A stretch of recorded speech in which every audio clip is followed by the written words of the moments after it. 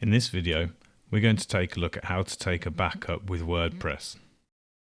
Firstly, before we take a backup with WordPress, it's worth noting that most hosting companies will have a backup facility within their control panel. Any good hosting company will automatically take a backup every 24 hours.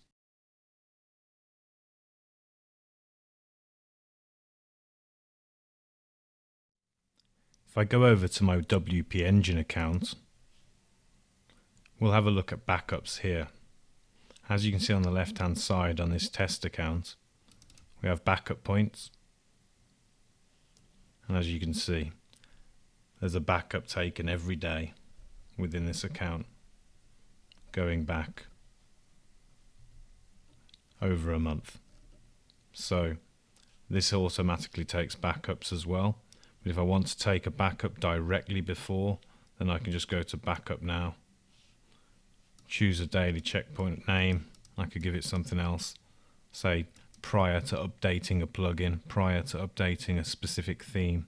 Set the email to notify, whether that's your own or your web designers or someone else, and then click create production backup. And that'll start taking a backup straight away, as you can see. Notice at the top to tell me that I'll be getting an email as soon as that backup is completed, so then you'd want to wait for that email before taking the next action if you're about to make a change on your website.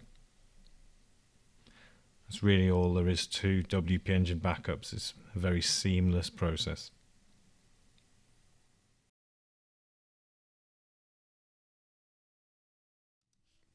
So let's just take a quick look at my Siteground account. Go to My Accounts, go to CPanel,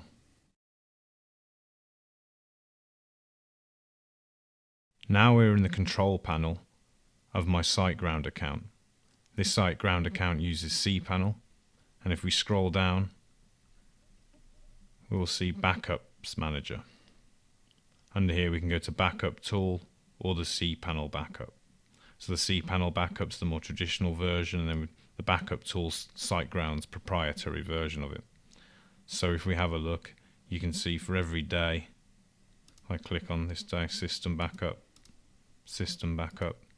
and so I have at least a month, I think 30 days of backups always stored by Siteground. So I don't have a massive concern when it comes to backups on this particular account. However, some hosting companies like to charge an extra fee for backups, and if you want to avoid that fee, or in the instance of making changes and wanting a backup immediately before the changes, which is recommended, we want to look at how to do that directly within WordPress.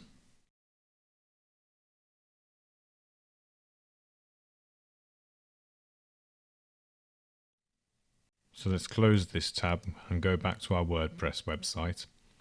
And let's install a backup plugin.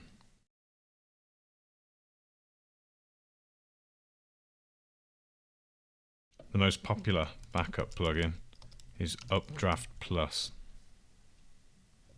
It's very user-friendly,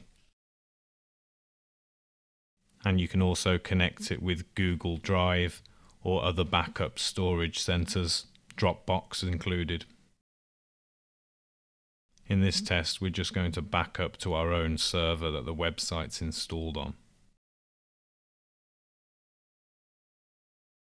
Now it's installed, let's go to Activate. And then a pop-up dialog shows that will guide us through the process of starting. So you can press here to start. It's the equivalent of clicking on the settings there. You'll also see this page is listed here under settings. If you want to get to it from the main dashboard screen, you can come directly by coming down to here. It's prompting me to take my first backup, so I'll click yes. It's telling me to set a backup schedule, which I don't need to do. So let's go back up to the backups and restore. And let's click backup now. You'll see it'll ask us if we just want to include our database or just our files. You can also expand to choose the specific parts of your WordPress install you want to back up in case you don't want to back up everything. You can also then send this to be stored elsewhere, but you need to configure that first within the settings. I'm going to go and click backup now.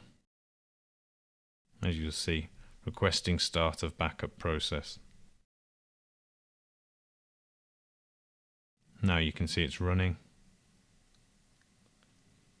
This process sometimes can take a little while, depending on the size of your website. It might take seconds all the way through to maybe an hour, maybe longer. Some WordPress websites are filled with thousands of images, and so it takes a proportionate amount of time for those websites to back up. There we go. Now it's complete. As you see now, the process is completed. We can see our existing backups. We see the date. We can see a restore button that allows us to restore this website back to this state.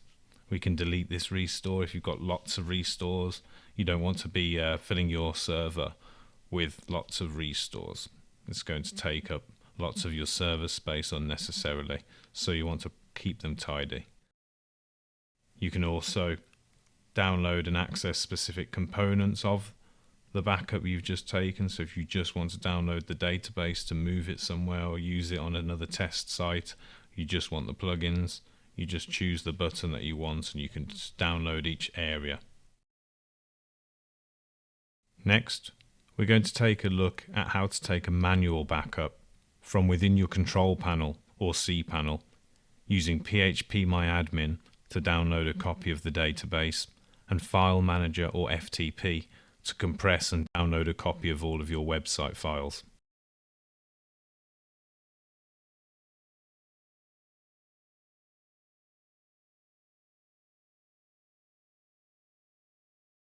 Now we are going to take a look at doing a manual backup.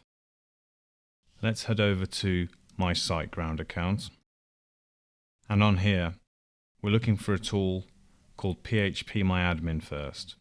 This is going to allow us to download a copy of our database. WordPress is essentially made up of two main components: the website files and the database.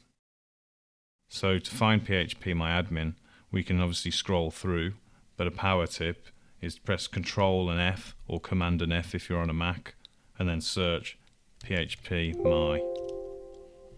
That's jumped us down to the databases section, and we can see the tool that we're after. Let's click on PHPMyAdmin.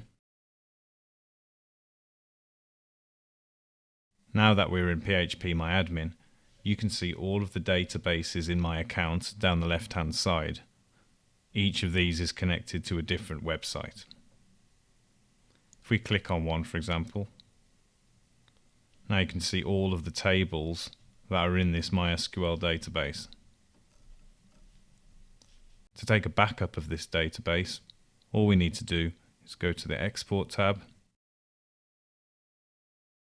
leave everything as it is, and click Go. As you can see, the file is downloading in the bottom corner here. When that is downloaded, you just want to move it somewhere safe. If you want to export another database, you would just click on the database you want to export first, and then again go to Export. So remember, you have to click on the database on the left hand side first before going to Export. Now we have the database backed up, let's head over to the File Manager so that we can back up all of the files. As you can see here, File Manager is just above. Your order may differ. Let's click on File Manager. And let's click on Go. This takes me to the root folder of the entire install. This folder is a bit of a mess because there's lots of websites installed on this account. But if we go into a subfolder, now we're in the folder for a specific WordPress website, and there's no clutter. These are all of the files needed for a WordPress website. So what we would want to do is highlight them all, I've clicked on the bottom one, held the shift key in and clicked on the top one to do them all in one go, or you can click them one at a time with either the control or the command key held down. So let me use the shift key to do the whole lot. Then we will right click, we'll go to compress. By default it will choose zip for you, which is totally fine. You could name it something more appropriate like backup so it's easier to find, but if you forget to do that, just look out for a .zip file at the end of the process. And then you would just click compress files and that would create a zip file.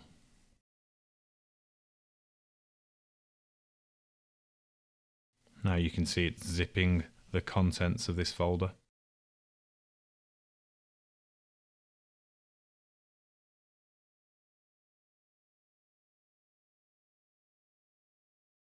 It may take a while for larger websites.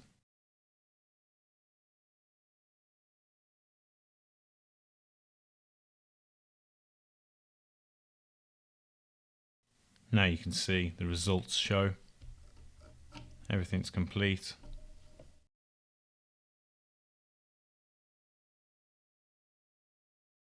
Click close. Now in here there should be a file called backup zip. If you don't see it immediately, you may have to reload. There we go. Now we have the backup.zip folder. So we've already got the database down here. So if we just right click, go to download. Now you can see the backup of the website, which is nearly 500 megabytes, is currently downloading. The SQL file has already downloaded. Once these two have downloaded and put them in a folder somewhere safe, you now have a full backup of your website.